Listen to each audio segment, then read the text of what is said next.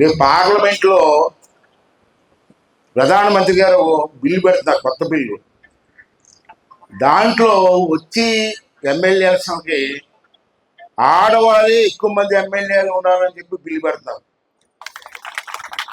దానికోసం మేడం గారు వెళ్తున్నారు అసెంబ్లీలో అని చెప్పి రేపు బిల్లు పెడుతున్నారు. ఆ బిల్లే రేపే ఓటింగ్ అనుకుంటాను, డిస్కషను. అది కూడా బిల్లు పాస్ అయ్యి వచ్చే అసెంబ్లీ ఎన్నికల్లో ఆడవాళ్ళు ఎక్కువ మంది గెలిచి ఆ అసెంబ్లీలో ఆడవాళ్ళందరూ కూర్చొని ఈ రాష్ట్ర భవిష్యత్తు కోసం ఆలోచించి మంచి చదువు కోసం వస్తుంది. దానికోసం మేడం గారు సాయంత్రం ఢిల్లీ వెళ్తున్నారు. 3 పోలీస్ స్టేషన్లు ఓపెన్ చేస్తున్నాం. ఒకటి నాగవరం, మళ్ళీ ఇక్కడి నుంచి వెళ్ళి కేడీపేటలో పోలీస్ స్టేషన్, తర్వాత గొడిగొండ హెడ్ క్వార్టర్లో పోలీసు, మొత్తం 3 పోలీస్ స్టేషన్లు ఒకే రోజు ఓపెన్ చేస్తున్నాం. దాని మేడం గారు, ఎస్పీ గారు, పోలీసు అధికారులు అందరూ కూడా వచ్చారు. వారికి కూడా స్వాగతం పలుకుతూ ఎక్కువ కాదు 2-3 మాటలు చెప్తారు, మేడం గారు మాట్లాడతారు. ఒక విషయం చెప్పాలి, నేను సుమారు 50 సంవత్సరాల నుంచి రాజకీయాల్లో ఉన్నాను.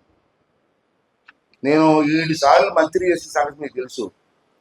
హోమ్ మినిస్టర్ చేయలేదు కానీ అన్ని మంత్రులు చేశాను. మంది హోమ్ మినిస్టర్గా చాలా మంది చేశారు, మగవాళ్ళు కూడా చేశారు. మాధవ్ రెడ్డి గారు, వసంత నాగేశ్వరరావు గారు, చాలా పెద్ద పెద్ద లీడర్స్ హోమ్ మినిస్టర్గా చేశారు తెలంగాణలో కలిసినప్పుడు. తర్వాత కూడా ఇక్కడ మా ఏరియాలో చంద్రరాజప్ప గారు, అందరూ హోమ్ మినిస్టర్ చేశారు. వాళ్ళందరి దగ్గర కూడా మేము ఎంత కలిసి పనిచేసాం. నేను మినిస్టర్గా ఉన్నాను, వాళ్ళు మినిస్టర్ కూడా పనిచేసాం. అసలు హోమ్ మినిస్టర్ అంటే ఎలా ఉండాలో చూపించిన ఏకైక మహిళ అనిత గారే. నేను గొప్పగా పొగడలేదు. ఆవిడ పొగడం కాదు, అది పని తీరు చెప్తున్నాను.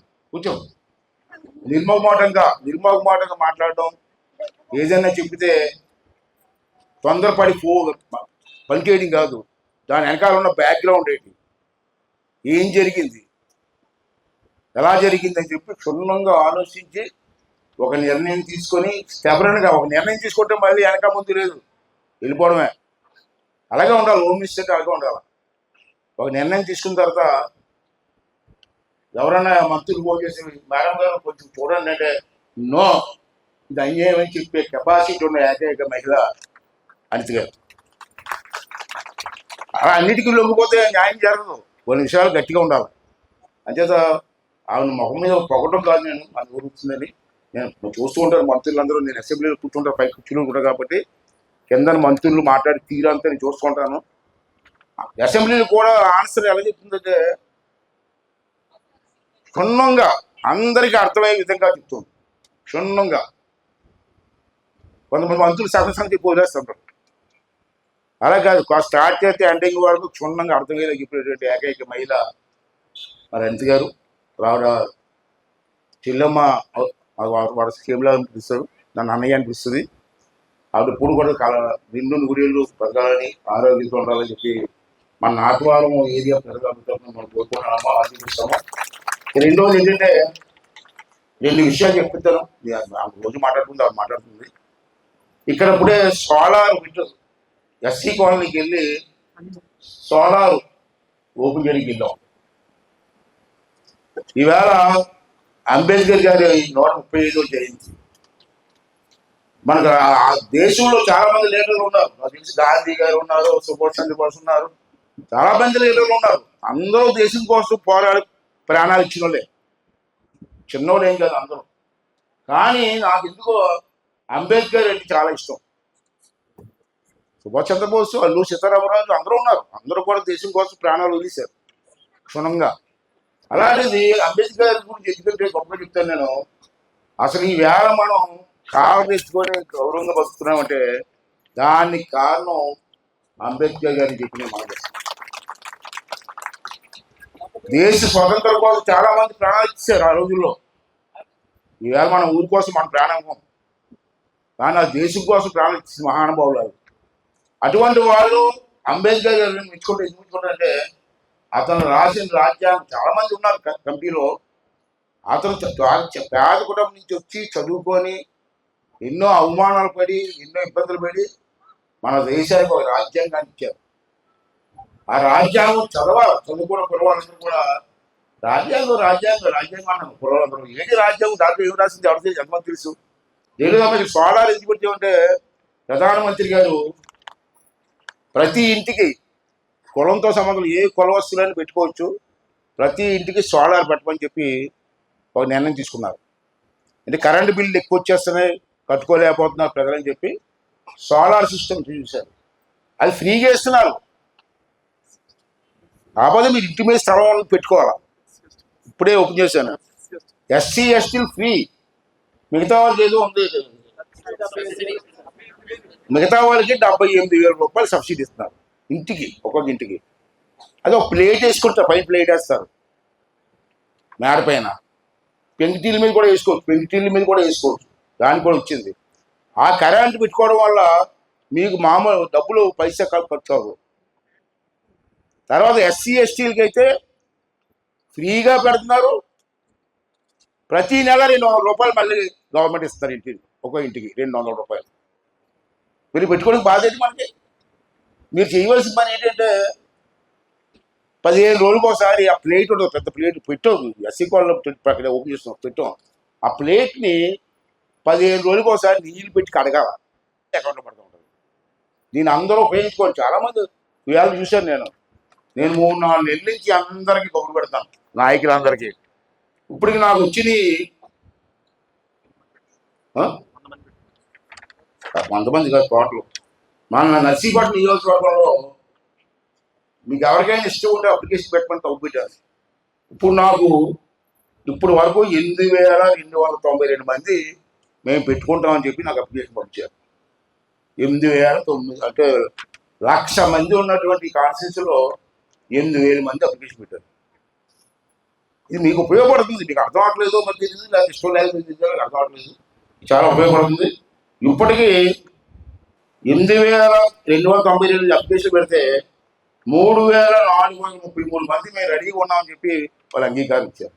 వాళ్ళందరికీ ఏం చేస్తున్నాం అసలు మిగిలిన వాళ్ళు కూడా పెట్టుకోండి. కరెంటు బిల్లు రాదు, మనకు పైసా రాదు, మొత్తం ఎండ వల్లే కరెంట్ వచ్చేస్తుంది మనకి, తిరిగి మనకి ఫ్రీగా ఇస్తున్నారు. కాబట్టి దీన్ని అందరూ ఉపయోగించుకోవాల్సిన అవసరం ఉంది.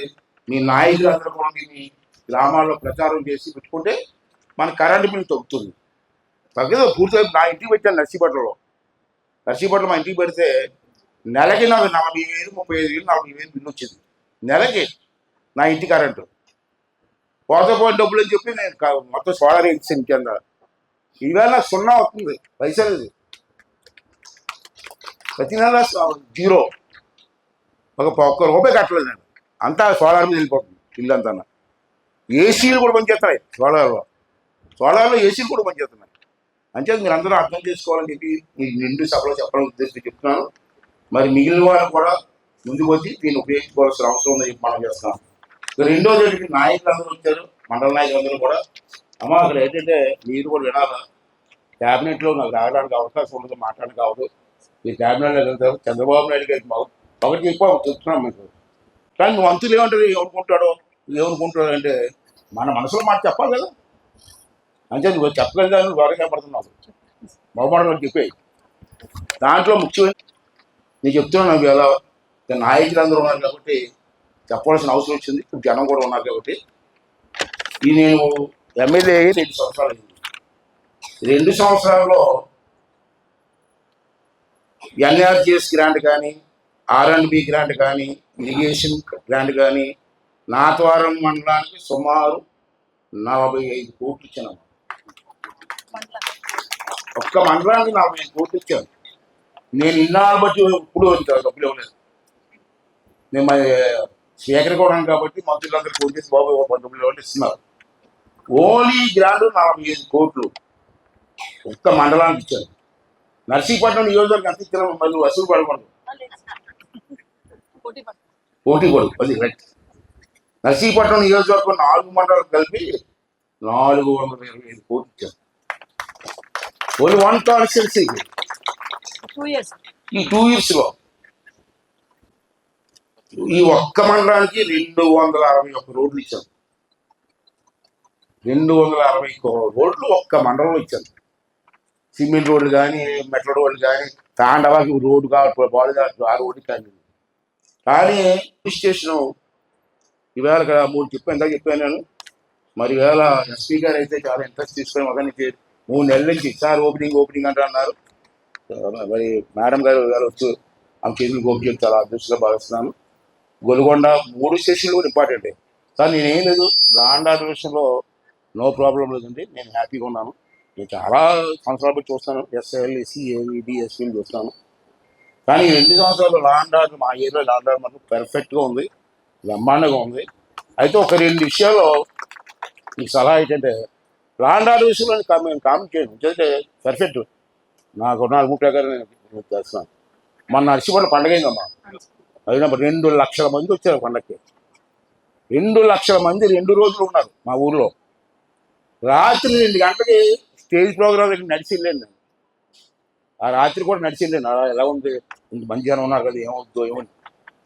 నేను నడుస్తూ ఉంటే ఆడవాళ్ళు పిల్లలతో, చిన్న చిన్న పిల్లలతో రాత్రి 12 గంటలు ఫ్రీగా తిరుగుతున్నారు. నేను ఆఫ్ చేసి అమ్మ బాగుందా అంటే, సార్ ఎక్కడ చిన్న గొడవ లేదు సార్, సరదాగా తిరుగుతున్నాం పిల్లలతో. రాత్రి 12:30 1 గంటకి అంత పర్ఫెక్ట్గా మీ పోలీసు బ్రహ్మాండంగా పనిచేశారు. ఏదేం చదివి నాట్ ఇది మీకు సంతోషం కోసం చెప్పలే, మీ కళ్ళాలు చూశాను కాబట్టి. పోలీస్ మాత్రం ఆ రోజు ఒక చిన్న సంఘటన చాలా పర్ఫెక్ట్గా జరిగింది. అలాగే ఇక్కడ ఉన్న ఏరియాలో ఉన్న ఎస్ఐలు కానీ సిఐలు కూడా పర్ఫెక్ట్గా ఉన్నారు. అది ఒక్కలు తప్పించి ఆ ఒక్కల గురించి అక్కడ చెప్తాను, గొలుగొండలో చెప్తాను, ఇక్కడ చెప్పను. అది స్టేజ్ మీద చెప్తాను, మీ ముందు చెప్తాను. మిగతా ఎస్ఐలు కానీ సిఐలు కూడా పర్ఫెక్ట్గా చేస్తున్నారు. ఇక తారక్ అయితే నాకు ఉన్నాం అంటే అందరూ ఇష్టమే పోలీసు, అతను అంటే స్పెషల్ గౌరవం నాకు. ఎందుకంటే ఎస్ఐ గారు, నాతో ఎస్ఐ గారు డ్యూటీ ఎంత చేస్తాడో పబ్లిక్ అవేర్నెస్ కూడా తీసుకొస్తారు సార్. పిల్లలందరినీ మోటివేట్ చేసి వాలీబాల్ ఆడించడం, స్పోర్ట్స్ మీట్స్ పెట్టడం, వాళ్ళందరినీ స్పోర్ట్స్ మీట్ పంపించడం, కాంపిటీషన్ ఎగ్జామ్స్ ఉంటాయండి, బుక్స్ ఇవ్వడం, చదివించడం, ఎగ్జామ్స్ పంపించడం, ఇవన్నీ చేస్తున్నారు సార్. ఎవరు చేస్తారు ఈ రోజుల్లో? నేను ఒక కేడీపేటలో స్పోర్ట్స్ మీట్ పెట్టాడు, ఇదేంటి సాఫ్ట్ బాల్ కాంపిటీషన్ స్టేట్కి, అన్ని జిల్లాల నుంచి వచ్చేసారు జనం ప్లేయర్స్. అప్పుడు నేను వెళ్ళాను ఓపెనింగ్కి, చూసి ఇంత ఖర్చు అవుతుంది కదా తారకి ఎలా పెడుతున్నామంటే చాలా ఇంట్రెస్ట్ సార్ అన్న. అలా కాదని చెప్పి నేను ఒక 50,000 ఇచ్చాను. నేను 50,000 ఇచ్చి నువ్వు ఎంతకొచ్చి పోలీసు అయితే దాడి వీరభద్ర గారు అబ్బాయి రత్న గారు బ్రహ్మాండంగా వెళ్ళి స్టేట్ కెరీర్ మన వాళ్ళు బ్రహ్మాండంగా ఆడారు. అటువంటి బాగా చేస్తాడండి. నా ఉద్దేశం లేదు సార్, ఇక్కడ మా లాండ్ ఆర్డర్ గురించి నేను చెప్పను, కానీ ఇక్కడ 2 ఉన్నాయి సార్ నాకు ప్రాబ్లమ్స్. ఒకటి గంజాయి, 2 రౌడీజం. వాళ్ళు మాత్రం కాళ్ళు ఎరగొట్టేవాళ్ళు, నో స్పేర్ చేయకూడదు. కూడా గంజాయి నాతవరం మండలం, గోల్కొండ మండలంలో గంజాయి సప్లై అవుతుంది. మిగతా మండలాలు తక్కువ ఉన్నాయి. ఇక్కడ ఎందుకు అవుతుందంటే ఈ చుట్టుపక్కల అన్ని రోడ్లు వేస్తాం మేము. ఈ గంజాయి స్కూటర్ల మీద ఆ రోడ్లు అంటే వెళ్ళిపోయి తుల్లో హైవేలకు ఇచ్చేస్తున్నారు. అంటే రోడ్లు వేయడం పాప, ఎక్కువ మంది స్కూటర్ల మీద సప్లై అవుతుంది. దానికి మెయిన్ కారణం నాతవరం మండలం, గోల్కొండ మండలం. ఎవడైనా సరే సార్, తెలుగుదేశం కూడా దొరికినా కాళ్ళు ఎరగొట్టేయండి. ఆ పార్టీ ఈ పార్టీ లేదు, తెలుగుదేశం కూడా దొరికినా కాళ్ళు తీసేయండి. ఈ ఒక్కడి వాళ్ళ సమాజం పాడైపోతుంది, కుర్రవాళ్ళంతా పాడైపోతున్నారు. రౌడీ ఇష్టం మీదేరా. మీ పోలీస్ స్టేషన్లో మీ మండలం ఎవరెవరు నలిగో మీదే ఇస్తుంది. ఆయన ఎందుకని స్వేర్ చేస్తారు? ఎందుకు స్వేర్ చేస్తున్నారు? ప్రతి శనివారం రౌడీ షీటర్స్ అందరినీ స్టేషన్లోకి వచ్చారు గమ్మని ఉదయం సాయంత్రం కూర్చోబెట్టి కొంచెం బ్రెయిన్ వాష్ చేసి వదలండి. అప్పటికే మారబోదు చూద్దాం. ఉన్నప్పుడు చంద్రబాబు నాయుడు గారు సీఎం అప్పుడు రోడ్డుకొండ మండలంలో గంజాయి సప్లై చేసి వాళ్ళందరినీ పట్టుకున్నారు. మీకు గుర్తుందో లేదో మీకు తెలుసు, ఒకసారి రికార్డు తీయండి, మీ రికార్డు, పాత రికార్డు. అప్పుడు నేను కంప్లైంట్ పెట్టాను, పలానా మండలంలో మా తెలుగుదేశం నాయకులే సపోర్ట్ చేస్తారు రాశాను. నేను 6 పేర్లు రాశాను, మా తెలుగుదేశం వాళ్ళు అయినా రాశాను. వీడు మన తెలుగుదేశం వాడు, వీడే మెయిన్ కారణం గంజాయికి అని 6 పేర్లు రాస్తే చంద్రబాబు ఏం చేసేసింది, అరెస్ట్ చేసి ఆ ఆస్తులన్నీ కూడా జప్తు చేసేది, పీడీ యాక్ట్ పెట్టి. మీకు కూడా సంబంధమే. ఈ నాతవారు దాటిన తర్వాత ఇప్పుడు అక్కడి నుంచి వెళ్తాం చూపిస్తాను. ఆ అస్సాం ఎవరో నాకు తెలియదు, ఏ పార్టీకి తెలియదు. ఇది లేఅవుట్ వేసాడమ్మా, లేఅవుట్ ఇక్కడే చూపిస్తాను మీకు వెళ్తాడు. లేఅవుట్ వేసి చుట్టూ గోడ గడిసి ఫ్లాట్లు అమ్మేస్తాడు. ఒకరోజు నేను కారులో ఆగి చూశాను, ఎవరిదా ఏమిటో ఎంక్వైరీ చేశాను. వేయచ్చు, లేఅవుట్ వేయకూడదని అన్నాం, వేయండి. పర్మిషన్ ఉందా? పర్మిషన్ ఉందా? పర్మిషన్ లేకుండా లేఅవుట్ జరిగేస్తాడు. పర్మిషన్ ఉందో చెక్ చేయవలసిన బాధ్యత ఎవరిది? అంత పబ్లిక్గా రోడ్డు మీద లేఅవుట్ వేస్తే ఎవరైనా ఒక ఆఫీసర్ వెళ్ళి లేఅవుట్ పర్మిషన్ ఉందో చూసారండి? పర్మిషన్ లేదు. నేను ఎంక్వైరీ చేశాను, పర్మిషన్ లేదు. అయినా సరే ఫ్లాట్లు అమ్మేస్తుంటాడు. రేపు ఎవరో ఫ్లాట్ కొనుక్కుంటాడు ఇక్కడ. రేపు ఎప్పుడో మనలో ఎవరు ఇష్టపడితే బాగుంది, ఇక్కడ రోడ్ సైడ్ బాగుందని ఫ్లాట్ కొంటారు, పర్మిషన్ లేదు. ఆడు ఇల్లు కట్టుకుంటాడు, ఇల్లు కట్టుకోవడానికి పర్మిషన్ పెడతాడు. లేవదే పర్మిషన్ లేదు, ఇంటికి చాలా పర్మిషన్లు ఇస్తారు. ఆడు కొనుక్కున్నవాడు ఎంత కొనుక్కుంటే ఏమైపోతాయి, ఏమైపోతారండి? నేను ఈ విషయం 2 సంవత్సరాల నుంచి చెప్తాను మీ అడ్మినిస్ట్రేషన్కి. ఏం చేశారండి? వాట్ యాక్షన్ తీసుకున్నావు? ఎందుకు యాక్షన్ తీసుకోలేకపోతున్నారు? మగమాట ఏంటి? కొనుక్కొని జనం ఎంత ఏమైపోతారండి? ఇది కూడా ఆర్డీ గారు, మీరు దానికి సంబంధించిన ఆఫీసులు ఎవరు, రెవెన్యూ ఆఫీసర్లు ఇంకెవరు ఉంటారు?